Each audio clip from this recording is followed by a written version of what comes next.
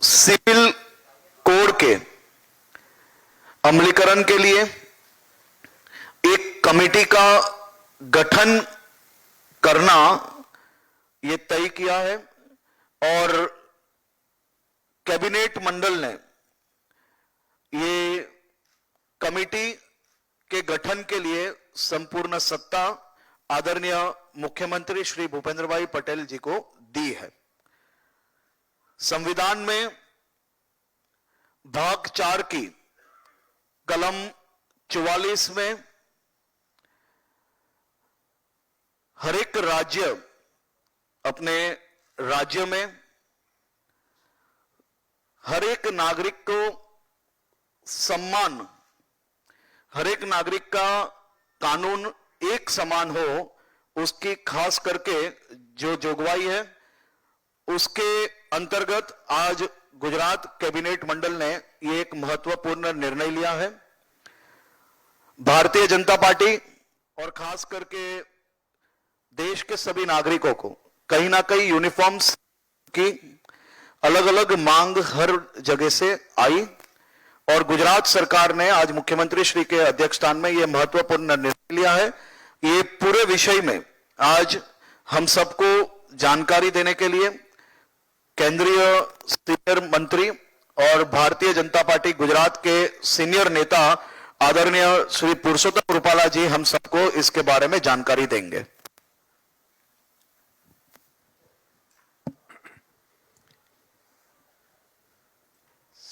सभी प्रेस के बंधुओं को मेरा नए साल का राम राम। आप सबको मेरी ओर से ढेर सारी शुभकामनाएं। मेरे साथ इस पत्रकार परिषद में जुड़े राज्य सरकार के हमारे तेज तर्रार गृह राज्य मंत्री भाई श्री हर्ष भाई, पार्टी के हमारे महासचिव आदरणीय वाघेला साहब, हमारे सभी प्रवक्तागण भाई श्री यमल भाई, किशोर भाई, डॉक्टर द्विज भाई, मेरे पुराने साथी डांगर जी, आप सभी को जैसे हर्ष भाई ने उद्घोषित कर ही दिया है तो विषय तो आप सबके संज्ञान में आ ही गया है। मुझे तो सिर्फ इतना ही बताना है और बड़ी प्रसन्नता के साथ जाहिर करना है कि हम 2-3 चीजों के नारे युवा काल से लगाते रहते थे। राम जन्मभूमि का नारा हम लगाते रहते थे, कलम 370 के बारे में नारे लगाते रहते थे और ऐसे ही कॉमन सिविल कोड के लिए भी हम नारे लगाते रहते थे। बहुत ही पुराने दिनों की स्मृति के ये हमारे दिलों में नारे गूंज रहे हैं, आज भी गूंज रहे हैं। ये मेरा सौभाग्य है और मैं यहाँ गुजरात सरकार के प्रतिनिधि के तौर पर हर्ष भाई हमारे बीच मौजूद है, इसलिए उनके माध्यम से हमारे यशस्वी मुख्यमंत्री श्री भूपेंद्र भाई पटेल को साधुवाद और धन्यवाद देना चाहता हूं कि भारतीय जनता पार्टी के एक पुराने नारे को सार्थक करने की दिशा में आपने अगला कदम उठा लिया। इसके लिए पूरी राज्य की सरकार को और आपकी टीम को मैं बहुत बहुत धन्यवाद देना चाहता हूं। जैसे ये राम मंदिर और कश्मीर के साथ साथ ये मुद्दा भी अब गुजरात सरकार ने घोषणा कर दिया है और जैसे बताया हर्ष भाई ने, ऐसे अपने मुख्यमंत्री श्री को अधिकार दे दिया गया है तो वो कमेटी का गठन जल्द ही कर देंगे और कमेटी के रिपोर्ट के आधार पर इस कानून को हमारे राज्य में लागू करने का रास्ता खुल जाएगा। एक बड़ी विडंबनाएं सिविल डिस्प्यूट्स में आया करती हैं। जैसे किसी ने मारपीट कर दी तो वो फिर इसमें कोई आपको दिक्कत नहीं है, किसने मारा, क्यों मारा, उसमें हिंदू है, मुसलमान है, सिख है, ऐसी कोई चीज नहीं आती है। उन सभी को एक ढंग से ही एंटरटेन किया जा रहा है। मगर यदि मिल्कत की बात आ जाती है और वो भी पैतृक मिल्कत की बात जब आती है तभी उसमें ये लगता है कि ये मैं अपनी बेटी को दे सकते हैं, नहीं दे सकते हैं, पत्नी का अधिकार है, बेटी का अधिकार है, उन सारी चीजों में कई मसले फंसे रहते हैं। और हम नागरिकों के बीच में भी ये रहता है कि ये इसको मिल रहा है, हमें नहीं मिल रहा है। अभी तक कश्मीर को लेकर भी ये विवाद बहुत कई किस्से भी ध्यान में आते थे कि बेटी है वहां और कहीं पे इनकी शादी हो गई है तो फिर इनको अधिकार नहीं मिलता है। इन सारी चीजों को लेकर कई चीजें मसले चल रहे हैं। और एक बड़ी अच्छी बात हमारे प्रधानमंत्री श्री नरेंद्र भाई मोदी जी के नेतृत्व में जब से देश में सरकार का चलना शुरू हुआ है, तभी से एक नारा बहुत जोरों से आगे बढ़ रहा है, एक भारत श्रेष्ठ भारत। और उसी नारे को मजबूत करने के लिए जब जीएसटी आया था, तब भी ये पहली बार हमारे सबके संज्ञान में आया था कि पूरे देश में एक कानून हो तो इसका कितना बड़ा बेनिफिट हो सकता है। आज वो कानून स्टेबल हो गया और कानून के चलते सभी देशवासियों में, सभी राज्यों में अपने अपने हिसाब से इस कानून का बेनिफिट अपने राज्य को कैसे मिल सके उसमें सब लग गए हैं। पहले थोड़े थोड़े बहुत मतभेद हुआ करते थे। और सबसे अच्छी चीज इस कानून की, मैं तो कभी कभी सबके बीच में बताना और चुनावी बातों में भी उसको शामिल करके बता रहा हूं कि आज तक के जीएसटी के सभी निर्णय सर्वानुमति से हो रहा है। ये हमारे देश के लोकतंत्र के लिए, आस्था रखने वाले लोगों के लिए इनसे अच्छा कोई और खबर हो ही नहीं सकती है। सारे निर्णय यूनानिमस डिसीजन लिए गए, एक भी निर्णय बहुमत से लिया नहीं गया है। ये इस कानून की ताकत है। और इनकी एक और बड़ी ताकत मैं आपके सामने जिक्र करना चाहता हूं कि आज राज्य सरकार के मन में कोई चीज आती है जीएसटी को लेकर तो वो अमल नहीं कर सकते हैं। भारत सरकार के मन में कोई चीज आती है तो वो भी इसी को सीधी तरह से अमल नहीं कर सकते हैं। उसमें घटाना है, बढ़ाना है, राहत देना है, जो भी करना है वो जीएसटी काउंसिल के थ्रू करना पड़ता है। तो एक प्रकार से देश में लोकसभा के बाद इतना बड़ा एक तंत्र खड़ा करने का काम इस एक कानून के जरिए, जो एक कानून के जरिए पूरे देश में हो सकता है। ऐसे ही ये यूनिफॉर्म सिविल कोड, इसको लगाने से नागरिकों के मन में अधिकारों और सिविल डिस्प्यूट्स के लिए जो मसले चल रहे हैं उन सभी में माताओं, बहनों, बच्चों और सभी लोगों को एक समान अधिकार देने का इसमें प्रावधान होने की वजह से एक बड़ी राहत की घोषणा है। मैं मानता हूं कि गुजरात सरकार की इस घोषणा से, जैसे पूर्व में भी एक हमारे राज्य ने इसमें आगे कदम उठा ही लिया है और हम इसमें कड़ी में गुजरात भी जुड़ रहा है, तो एक प्रकार से देश में इस कड़ी को आगे बढ़ाने का श्रेय गुजरात सरकार को मिलेगा, अवश्य मिलेगा। इनके लिए वो बधाई के पात्र भी हैं। और मैं आप सबके माध्यम से एक प्रकार से ये बात कह सकता हूं कि गुजरात सरकार ने आने वाले दिनों के लिए हमारे नागरिकों के लिए एक नई उम्मीद जगाने का काम किया है। इसके लिए उनको बहुत बहुत धन्यवाद।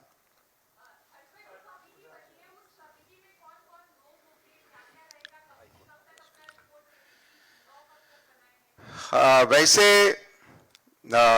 हाईकोर्ट के निवृत्त जज साहब की अध्यक्षता में एक कमेटी बनाई जाएगी। कमेटी की रचना करने का अधिकार आदरणीय मुख्यमंत्री जी को कैबिनेट ने दे दिया है।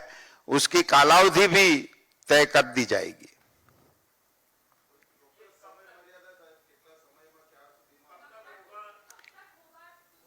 मैं मानता हूं कि जैसे कमेटी की घोषणा होगी उन्हीं के साथ ही उसकी टाइमलाइन भी उसको साथ तय कर दी जाएगी।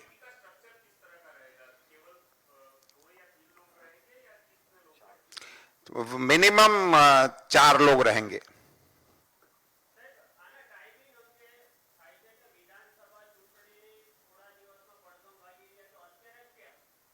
એ તો જ્યારે કોઈ પણ નિર્ણય ત્યારે થાય ત્યારે આવું પૂછી શકાય એવો સવાલ છે.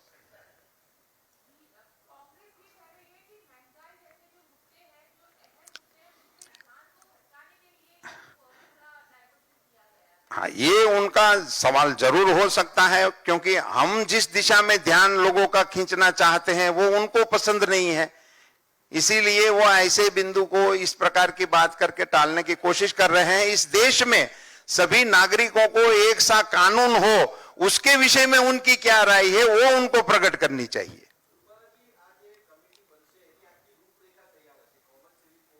जी,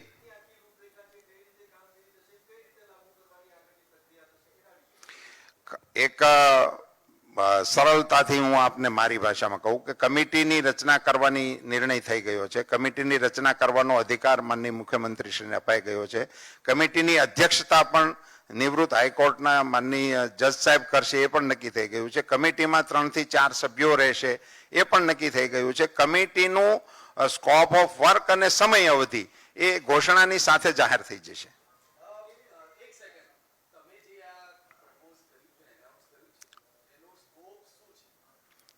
એ સ્ટેક હોલ્ડરની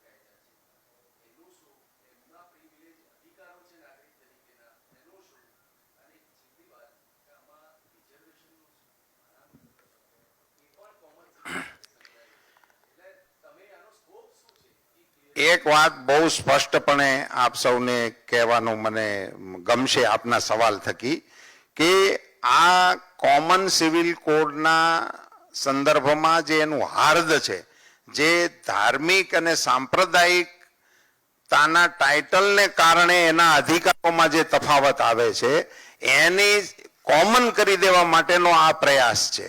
આદિવાસી એ કોઈ ધર્મ કે સંપ્રદાય નથી। આદિવાસી એ આપણા દેશની એક એવી ઓળખ છે જેને આપણે બંધારણીય રીતે સ્વીકારેલી છે, અને બંધારણે આપેલા કોઈ અધિકારોને આ નવા કાયદા કાનૂનને આધારે એને અવગણવાનો કોઈ પ્રયાસ કરવાનો આમાં સ્કોપ નથી। ધન્યવાદ જી। हाँ, एक मिनट हाँ। जी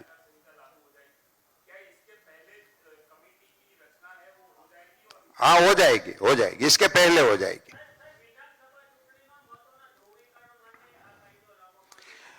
भारतीय जनता पार्टी एनी सरकार चालू छे અને એમના મુખ્યમંત્રીશ્રી દ્વારા આ તો કેબિનેટની અંદર થયેલા એક નિર્ણયની હું આપની સાથે જાહેરાત કરું છું। આપને હમણાં આખી કેબિનેટનો એજન્ડા પણ મળશે ને એની અંગેની વિગતો પણ મળશે।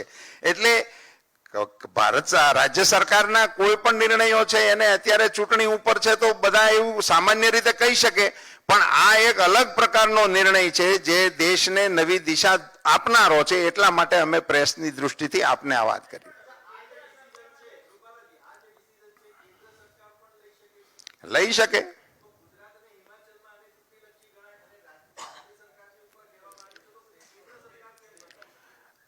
કેન્દ્ર સરકાર પણ યોગ્ય સમયે આ દિશામાં અવશ્ય વિચારશે।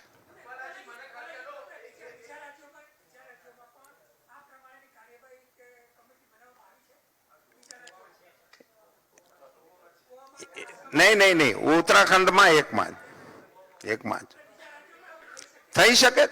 આ તો રાજ્ય સરકારના અધિકાર પરત્વેની કાર્યવાહી છે। કર્યો તો ખરો મેં આપને, પૂછો ને, તમે ફરીથી પૂછો।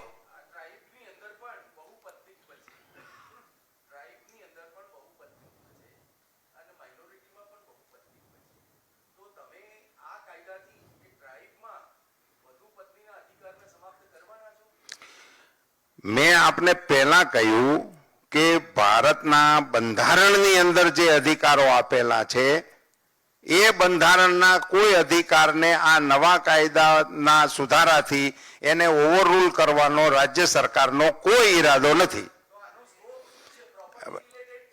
સિવિલ ડિસ્પ્યુટ્સ જે ધર્મના આધાર ઉપર આપણે ત્યાં વિવાદ જુદા જુદા થાય છે એને બદલે બધા નાગરિકોનો એક પ્રકારે સિવિલ ડિસ્પ્યુટના રાઇટ્સ મળી શકે એના માટેની આ પ્રયાસ છે. અને એ બી એમાં પણ આપણા આ જજીસ જે છે આપણે કમિટી જે નિમાશે હાઈકોર્ટના જજ સાહેબ જે હશે એ આપણને બધા સ્ટેક હોલ્ડરોની સાથે ચર્ચા કરીને આપણને ભલામણ કરશે, એને અનુરૂપ થશે. એને ઉતાવળ કરી દેવા માટેનું આ નથી. અમે અડબડાટીમાં જરાય નથી લાવ્યા. અમારી પાસે 10 જ દિવસ છે એવું તમે માનો છો? આગલી સરકારે અમારી જ બનવાની છે. જી, તમારી પિન બહુપત્નીત્વ સુધી જ અટકેલી છે.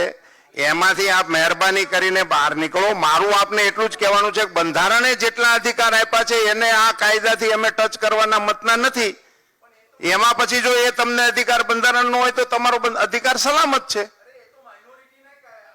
એમાં એના બંધારણમાં હશે તેને બંધારણના અધિકારો કોઈના આપણે નથી ટચ કરવા. જી, ધન્યવાદ. વિવેકભાઈ સિવાય કોઈ બીજા પ્રશ્નો હોય તો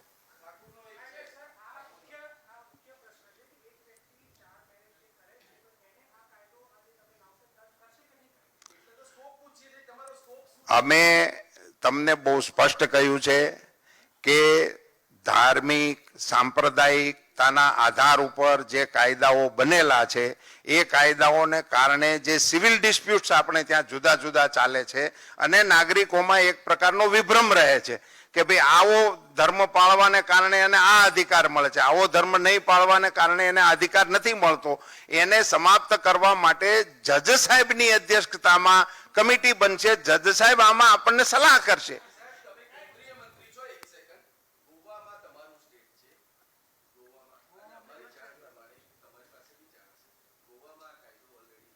છે ત્યાં તમે જેવું ઈચ્છો છો એવું જ છે. નહીં, એવું જ છે એમ કહો.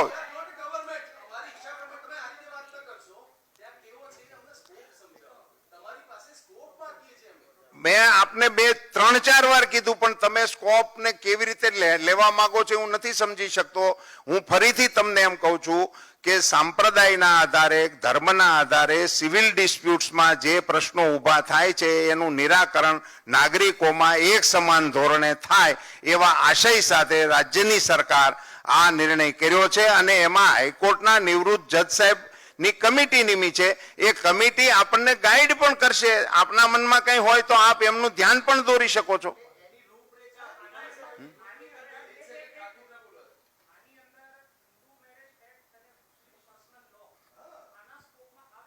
આવે, બંને આવશે. બંધારણમાં હશે તો નહીં આવે, બંધારણમાં નહીં હોય તો આવશે.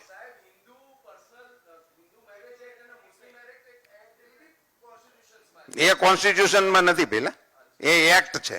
કાયદાથી આપણે આપેલા નવા અધિકારો કાયદાઓ છે.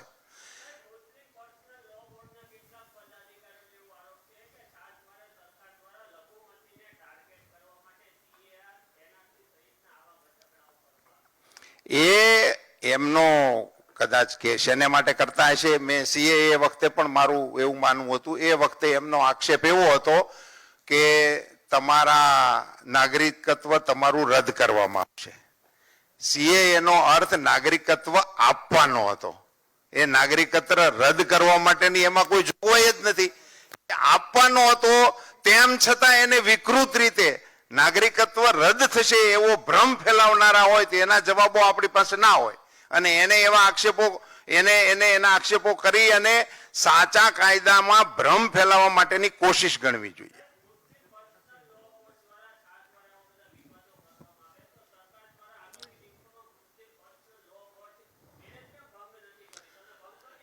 એ અલગ વિષય છે. આ કાયદો આવ્યા પછી કદાચ એના અમલીકરણની અંદર પણ આપણને જુદો ફેરફાર જોવા મળી શકે.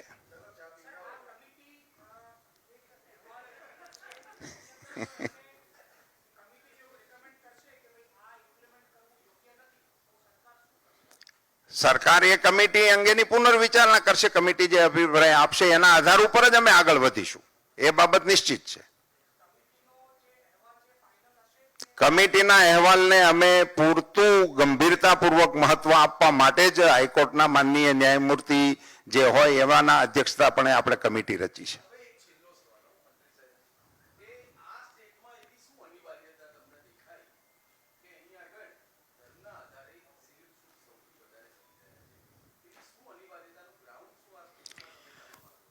આપણા રાજ્યમાં જુદા જુદા કાયદાઓ તળે ઘણી બધી ગંભીર પ્રકારની ફરિયાદો રાજ્ય સરકારની પાસે છે.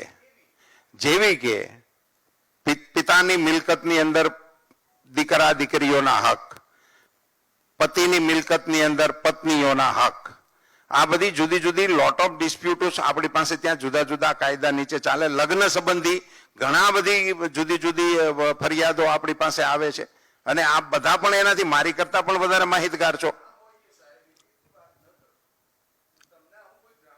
અમારી પાસે આવી પુષ્કળ ફરિયાદો છે અને એના ફરિયાદોના નિવારણ માટે આ પ્રકારનો કાયદો આપણે અહીંયા લાવવા માટેનો માનનીય મુખ્યમંત્રીશ્રીએ નિર્ણય કર્યો છે અને હું અભિનંદન આપું છું. ધન્યવાદ.